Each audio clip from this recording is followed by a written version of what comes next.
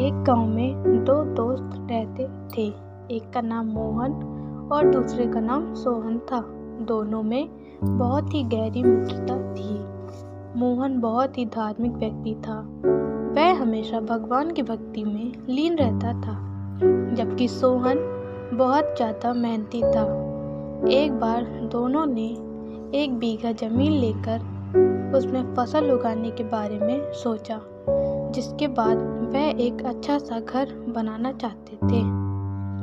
इसके बाद दोनों दोस्तों ने खेत खरीद लिया। सोहन दिन रात खेत में मेहनत करता और मोहन मंदिर में बैठकर फसल अच्छी होने के लिए भगवान से प्रार्थना किया करता। इसी तरह से समय बीतता गया और कुछ दिन बाद फसल पक गई। फसल पकने के बाद उसकी कटाई करके उसे बाजार में जाकर बेच दिया। इसके बाद उन्हें अच्छा पैसा मिला।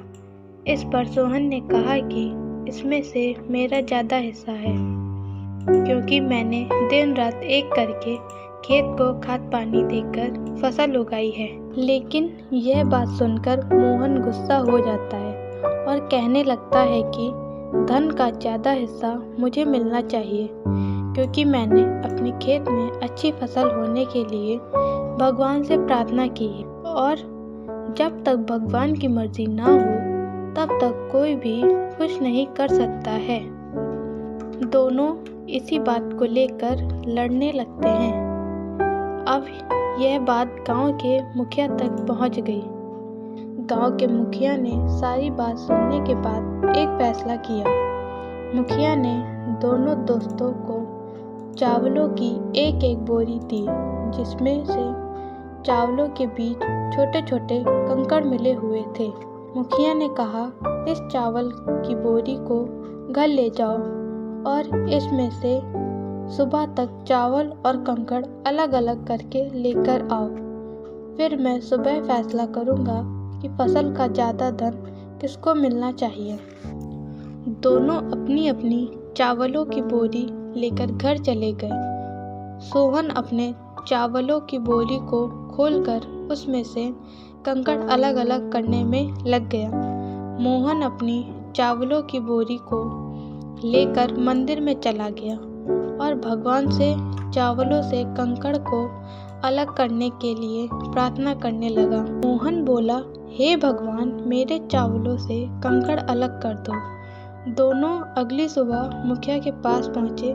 सोहन ने तो पूरी रात जागकर चावलों से एक एक करके सारे कंकड़ अलग कर दिए। इस पर मुखिया बहुत खुश हुआ और मोहन ने अपनी बोरी मंदिर से ले जाकर ऐसी की ऐसी मुखिया के सामने रख दी और मुखिया से बोला, आप बोरी को खोल कर देख लीजिए। मुझे भगवान पर पूरा विश्वास है कि इस चावल की बोरी से सारे कंकड़ निकल चुके होंगे।